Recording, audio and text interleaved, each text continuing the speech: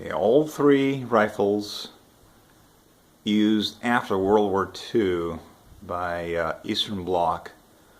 These are all Romanians. Starting up here, this would be the Mosin Nagant M44. So this is the shorter version. There's a 9130, which is, I believe, a few inches longer. Barrel is about maybe 4 inches longer than this one. I believe those were made in Romania as well, the 9130 model, but in far less quantities. This one was made in the 50s, I believe. Okay, let's see what we got here.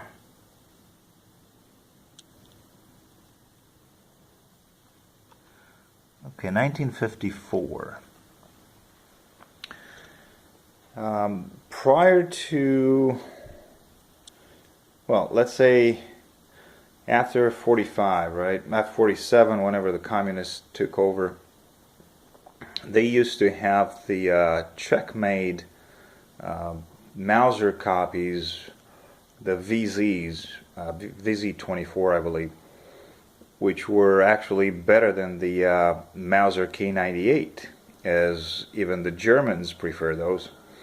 So the Czechs built a batch, actually a few batches for the Romanians during the war, and prior to that, of course.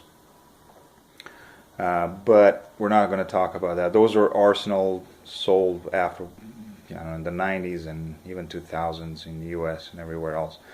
So these guys were pretty much in line with the Soviet philosophy at the time, as many countries in the communist bloc either bought or built their own versions of the Soviet rifles at the time. So these guys were, of course, arsenal. They were used as, I guess, third line of defense in the old philosophy, communist philosophy, in case somebody attacks them, I believe. I think at one point somebody told me that the firefighters were equipped with these rifles. Firefighters were not civilians. They were part of the military, the armed forces, of course. I believe even today they might still be part of the military. Not quite sure. I know I've seen pictures, but I really don't know what's going on today. So anyway, we're talking about back in the communist days, up until 1990. So I don't know if that holds true or not. Don't really quote me on it. I haven't seen any other evidence. So anyway, this is just added by me. Of course, they were never equipped with a optical device. They all had iron sights. Okay. I just use, I believe, a Tapco dust cover and the mount. Just added that in. This is kind of beaten up, and not really finished great when they re-alternate everything. Of course, when they came out, they were full of grease. I think cosmoline or something. I'm not sure what the term is for it. Of course, bayonets and all that stuff, right? So this one was made in the 60s. Yep, 1960 actually. Yeah, there you go. So into the 60s, early 60s. It was kind of a stopgap, quick, short run, because this guy came into the picture. I believe the AKM lot of people call them AK-47. They are truly AKMs, but a lot of people just try to differentiate, I believe, between the calibers, and they use the wrong terminology, AK-47 versus AK-74. But whatever, that doesn't really matter. We're not discussing that issue here. So this one, I believe, started production in 1963 as the MD-63, as they called it. Of course, this is not one of those. This is just a regular Wasser, no dimples. Okay, export version, sporterized version, whatever they called it. And yeah, I know. So we'll leave that issue alone.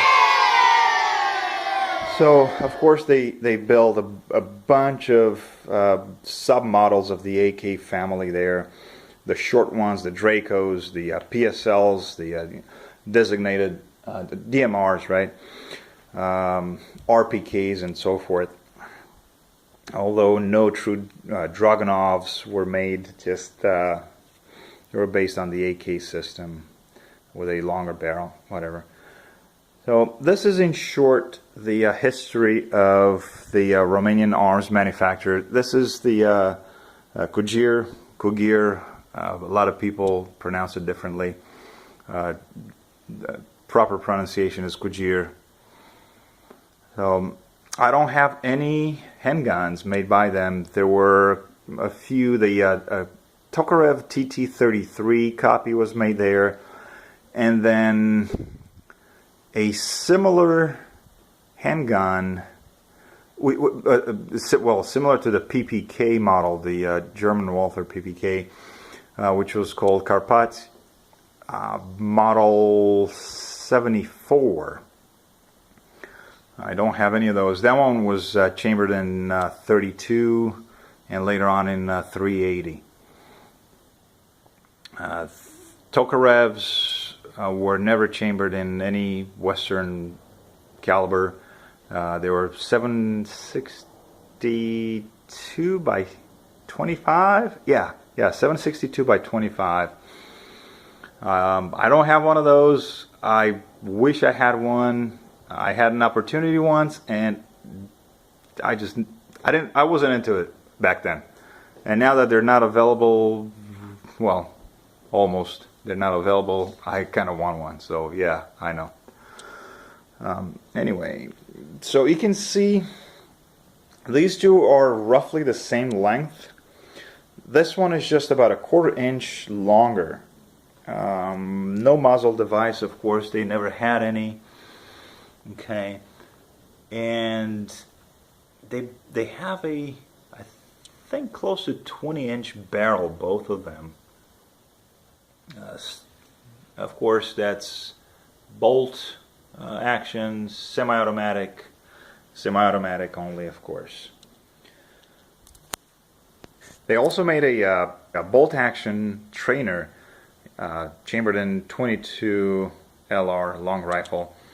Of course, I don't have that one. Not sure. I think that it had a 5-round magazine. Ooh, I forgot. All right, well, include that one too. So, along with the variations on the AK platform, there was the longer version of this one. Okay, the 9130. The trainer, the 22, and the handguns. Model 74, the TT, commonly known TTC or TT-33. Of course, this one later on was chambered in 5.56, 5.45, of course, with the AK-74 platform. But the handguns in 9mm, I think they started making them after 1990, so those should not be included here. We're just talking about the Eastern Bloc era, communist time, and all that stuff. Well, I hope sometime in the future I'll get my hands on some of the handguns. I don't know when and if that will happen, and I'll include those in the in a follow-up video. Don't hold your breath though. Alright, thanks for watching, guys. Don't forget to like, share, subscribe, all the good stuff. Comment below. I would be interested in the, well, let's call it accurate history of these weapons. As I said, somebody told me, okay, about the M44s, you know, being used by the firefighters. I have absolutely nothing to back that claim up. So if anybody knows anything about it, of course, I would appreciate it. Not sure about the service length of the SKS either. You know, I don't know anything about the numbers there. So just disregard again the scope. That was just me fooling around. I have the original dust cover, like I said. I can always convert it back. No, the bayonet is kind of cool on this one. They're not really sharp at all. Oh, quite lengthy. This one, of course, the tip is very sharp. Nothing can be said about this SKS here. It's extremely dull. It's yeah.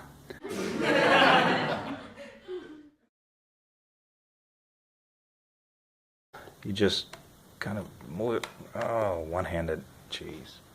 Okay, that's not going to work out. Gonna pull it down. It's under. There you go. Maybe. Yeah. Let's do it this way.